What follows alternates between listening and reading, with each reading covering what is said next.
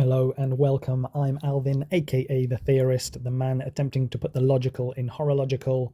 If you're new here, welcome. This is a channel for sharp wits and even sharper wrists, so you are in the right place. I've been sharing reviews, thoughts, and stories on my blog for a while. Now I'm bringing that same spirit here to YouTube, one tick at a time, getting to grips with things and learning as I go. My tastes have changed, my wrist has changed, I've made errors, but what hasn't changed is my love of the watches. Today we're looking at something close to my heart, and that's my wrist. I do wear my heart on my sleeve after all. My cursed wrist size is more specifically the issue of the day. Over 50 watches in the collection, I have found a number of things that work for me when I'm looking for watches that fit this 17cm 6.7 inch wrist. I have had a slightly bigger wrist when I was a chunkier version of me, but those days are gone, so it's been a focus recently, a refocus to get this figured out again and rearrange my priorities somewhat. In doing that, I thought that I should share some tips and hints and ideas that I have when sizing and finding watches and straps for the skinny, slim, small, itty-bitty wrist. But these are tips that can work for anyone. Help a watch bro out and like and subscribe, okay? I made this diagram, even though I probably could have found one online. That's just me doing things the long way, the wrong way around. But okay, the basics for those who aren't aware, but I'm sure many are.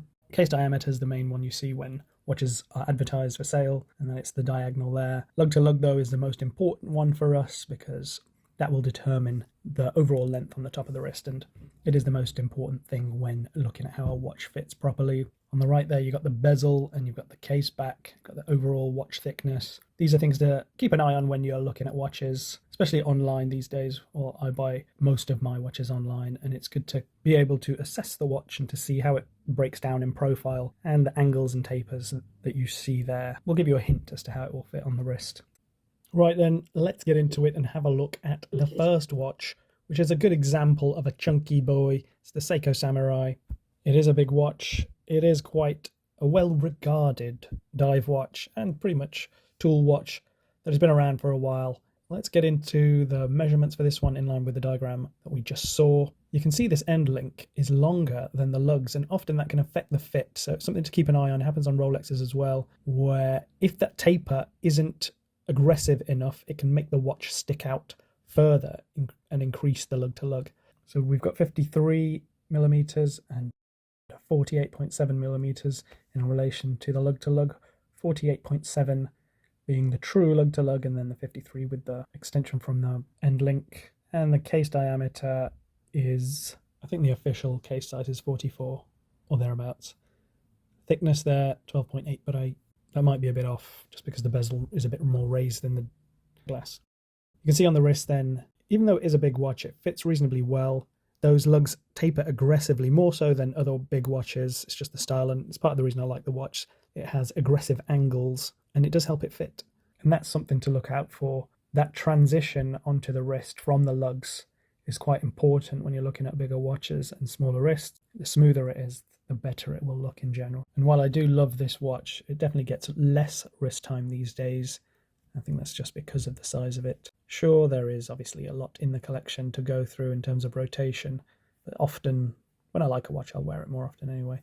And this one has not been as favoured recently, and I do believe because it was bought by the chunkier me, and the SKX is a better fit these days. Just take a look at the Longines Conquest here. We have a more regular style case with lugs that curve down, but the curve is quite aggressive. It's quite a big watch, but that curve helps it fit on the skinny wrist. And that is something to look for alongside the lug to lug measurement. Another thing that can help a case look slimmer is a brushed finish instead of a polished finish. It just is a bit easier on the eye, I think, and then the bezel as well, which is polished, which helps break it up. Also, the crown guard there is quite big. It's something to keep an eye out. Some dive watches have a bigger crown guards than others. This one's a GMT more than a diver, but the design is quite aggressive, so it's something to keep an eye on. Chrono pushers and crowns that are too big can make a watch look bigger. Next, onto a small watch, 38mm, smaller, but with long lugs that kind of ruin it. It's also quite a squat piece, quite thick in relation to its case diameter, which I don't find to be a good fit. Not one of my favourites in general, but it's a good example of how long lugs can make a watch less wearable in relation to smaller wrists. On some wrists this will be fine, with some straps it will be better, but overall the thickness and the long lugs in relation to the case look overall doesn't work for me. With a lug-to-lug of 47 on a 38mm case, it kind of cancels out the fit you might hope for with a 38mm. In this case, some might say that the lugs help to lengthen the case in general in relation to the thickness, so it does somewhat balance out, but in my opinion it doesn't quite work well enough. And that's why I have the 40mm version of this watch, which is also a long lugged watch, but proportions are much better, it's much better balanced. Onto another big boy, but this one has a saving grace. You can see again from profile that the lugs taper, not as aggressive as the Longines, but a decent amount of taper to help it transition onto the wrist. Case back pops a bit, it has got see-through exhibition glass case back, and then there's the brush finish again and the polish finish for the bezel. On the wrist then, it is pushing the limits of what I can wear. Now this is a big watch and it has to be respected in the way it's worn. You can see here with the Tudor actually is one of the most slab-sided, I think is what people call them, but it doesn't have any protrusion of the case back, which is quite nice. It helps it sit flat on the wrist, and that's a nice feature to have. Now the reason this watch fits me is because of the Raymond Weil factory strap that is really nicely padded and bolstered to allow for a nice transition onto the wrist. You can see that there is a reasonable amount of padding in there, and then not only does it taper in thickness, but it tapers in widths as well. So the end of the strap is really thin and really skinny, so it sits on the wrist really well and hugs it. It also is a curved end, so it sits close to the case and it helps that transition as well. This is the perfect kind of strap for helping a big watch transition onto the wrist, especially a dress watch or a chronograph sports watch, if you don't want to have a bracelet or a rubber strap. It's quite funny that when YouTube does its auto subtitles that it calls this watch the Raymond Weil, as in a big fat whale of a watch, which it is kind of. Just touching back on the Tudor, it's a good sized watch. I think it's a 39mm case. Like I said, it's got a flat bottom, so it sits pretty well on the wrist, even though the lug-to-lug is quite long. This strap, however, has an issue. It's what I call the strap flap. That bit hanging off the end there is one of the most annoying things that can happen if you buy a new strap and you're on the last adjustment hole and you've got a bit of flap hanging over, and it's just very annoying. And I think it ruins just the vibe, the feel of the watch when you're looking at it from dead on ahead if you've got a flappy bit coming around the corner. This is the Cartier Ronde, and the traditional Cartier strap that folds under the clasp is a perfect solution to the issue of strap flap. As it tucks under, you don't have to worry about it. Obviously, this will only work with thinner straps, depending on the clasp that you have. You can buy these on AliExpress, but some of them do have this Cartier design on them, so beware of that if you're looking. You can also get generic ones, which obviously will work better on other watches. But that is a great fix, and it's one of the reasons I love the Cartier, darling. One of the other reasons I love the Cartier is because of the lug size. You can see that these are pretty short lugs, and they are actually 43 mil lug to lug when the case is 40mm, which is exactly what you want to see if you want a bold style, a bold dial, but you want to keep the overall package tight. It fits really well, and it's something that I didn't appreciate until I got it on the wrist. It is one of my faves, that's for sure. On to the next one. This is an example of a strap that can really make a difference to a long-lugged big watch. So on this Suggest chronograph with a 40mm case and a 50mm lug-to-lug, we have a rubber strap. I actually bought the watch from eBay with the strap on it. The person who had this watch before me had tailored the strap to the watch because it is a great fit. In general, this is a pretty well-proportioned watch. It's a nice size. It's not too thick in relation to the length, but the lugs are a bit long, and that is fixed by this very thick rubber strap. You'll see on the wrist in a mo that it really takes up the slack from the case to the wrist. The way it transitions, it really works a treat. You can see it does taper down in thickness and in width slightly, which helps with the fit as it goes around the wrist. Let's have a look at it on the wrist and you'll see what I'm on about. So if you look at where the lugs end in relation to my wrist without the strap there, you can see that it's really pushing it just over at 50 millimeters, but that strap really takes up the slack and it's helping the transition onto the wrist really well. We're going to have a look at some other straps on this watch just to show the difference.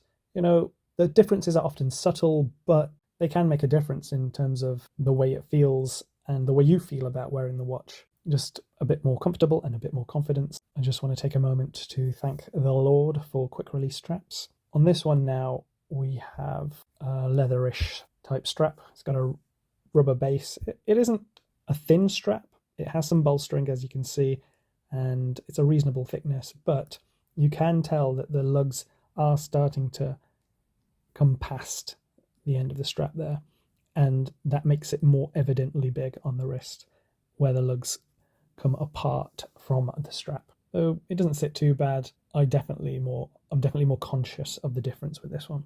Next, we have just a regular leather strap, a bit thinner than the last, I'd say, and it is more obvious on this one again that the lugs are long and there is less bolstering on this one. Unwearable on this strap. I just feel that a lot less comfortable with this one on. Last is a NATO, and I was surprised at how good it looks actually. I haven't put this strap on a watch before, and NATO's obviously, they can be quite thick, the material, and then it doubles up, which helps take the slack, and this looks pretty good to be fair. But you can see how it takes the emphasis away from where the lugs end because the transition helps it onto the wrist. And that's the sign of a good watch strap and how it pairs well with the watch, because it makes it wear kind of seamlessly on the wrist. You don't want anything poking out where it shouldn't. So just to quickly compare these straps in profile, you can see that the rubber one is quite a bit thicker than the others, though I don't think you get many straps thinner than the black one. There is a lot of variety out there, so it's something to keep an eye on. Here's something else that I have noted over the years, and it relates to the strap flap that I was on about earlier, that the length of the strap can make a big difference to how it fits in relation to that flap. So it's something to keep an eye on. Some websites do tell you the strap length, which is very useful, but others don't, so you just got to be a bit more vigilant. AliExpress, I'm not sure if they do. Obviously, there's so many shops on there, it's going to vary. And often in the adverts, you'll be able to tell from the pictures if there are enough images of how it fits. You can get an idea of where it will sit or where it will end. And inside those, what are they called? Keepers, minder loops, strap keepers. Another thing to keep an eye out for is the strap end, I guess, where the strap flap is. If it's pointy, it's going to be harder to conceal in the minder loop, and you might get a bit of a point coming out, which again isn't a good look. A square end will fit and hide away much tidier. Actually, on one of my Casios, I just cut the end off the strap because it was flapping around and getting on my nerves. I don't have an example of a deployant clasp fitted to a rubber strap, but those again can be cut down to fit the deployant, and then that can give you a really nice fit on the wrist.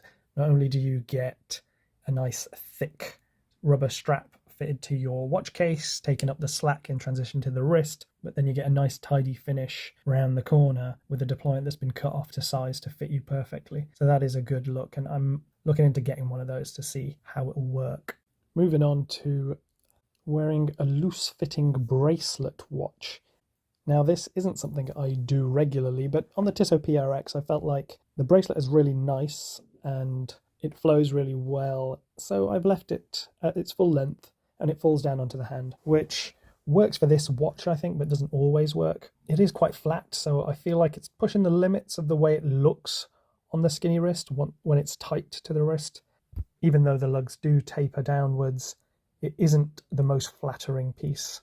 Now, this Pierre Paulin Jump Hour has a 5-link bracelet on it, and it's the same thing. I left it long, and it's not as loose as the Tissot, and I think it fits pretty well in its slightly loose format. I think I have a preference for this fit when the bracelet is a bit more fancy. Often you see Rolexes worn like this with the President and the Jubilee bracelets. and I think it works quite well.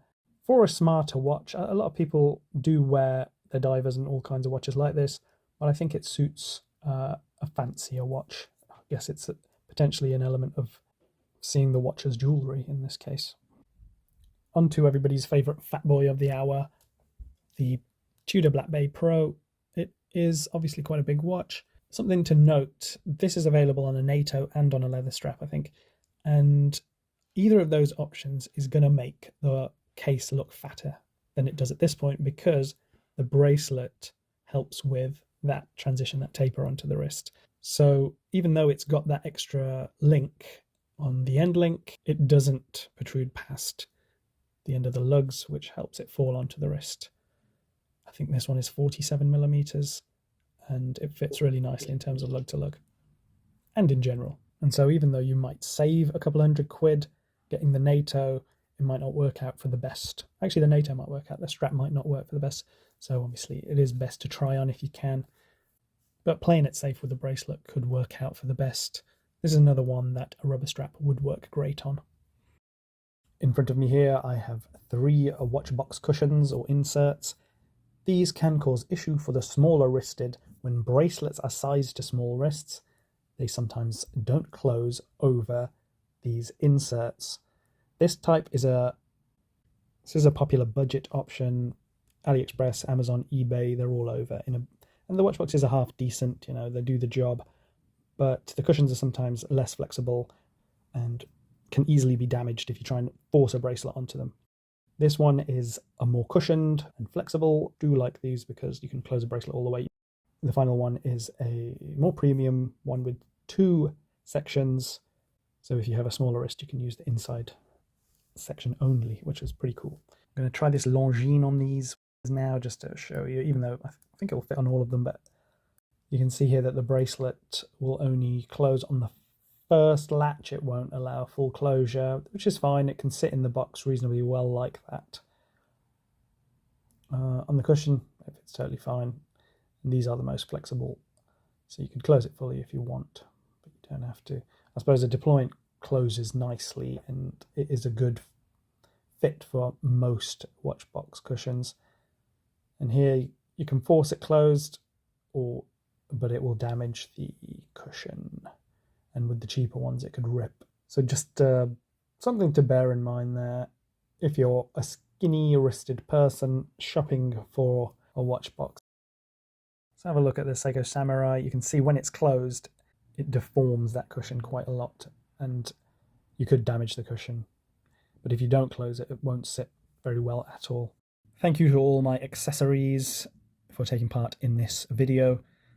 I hope this video has been helpful. I know a lot of people will know most of these things anyway, but maybe there's a hint or two in there that you didn't think about previously. And if there is something that I haven't mentioned, because I'm sure I've missed something, let me know in comments and give me any tips that you've got as well for the small, skinny, slim-wristed that can help accommodate bigger watches. Obviously, you should generally buy to your size, but sometimes you just like a watch real bad and you want to have it, and you have to figure out a way around it. So hopefully one of these tips can help you. Just a quick recap then. So for the case, you're looking at the case size, diameter, look for protrusions, case back bezel, domed glass, which I didn't cover, but it can stick out. Lug-to-lug measurement obviously is the big one. Lugs that curve or angle downwards to help it move smoothly onto the wrist. And crowns and chronograph pushers that aren't too big. Specifically for straps and bracelets then, thickness at the lugs is the big one. That rubber strap was a cracker.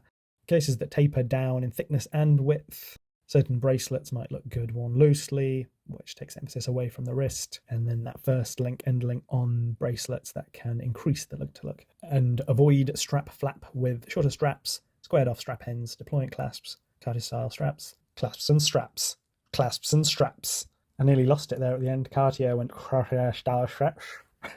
No do-overs, keeping it real. Right, it's all kind of trial and error. You have to figure it out for yourselves, but I think AliExpress makes things quite accessible in terms of a little bit of experimentation, and that does help get to the target quicker, and then you can maybe spend some money on a better strap once you've figured out what fits you best or what you like best on a particular watch. All right, with those tips at hand, I'm off to buy a massive watch, probably a Graham or a U-boat or something like that. You go do the same. I'll see you in the next one. Thanks for watching. Have a good one.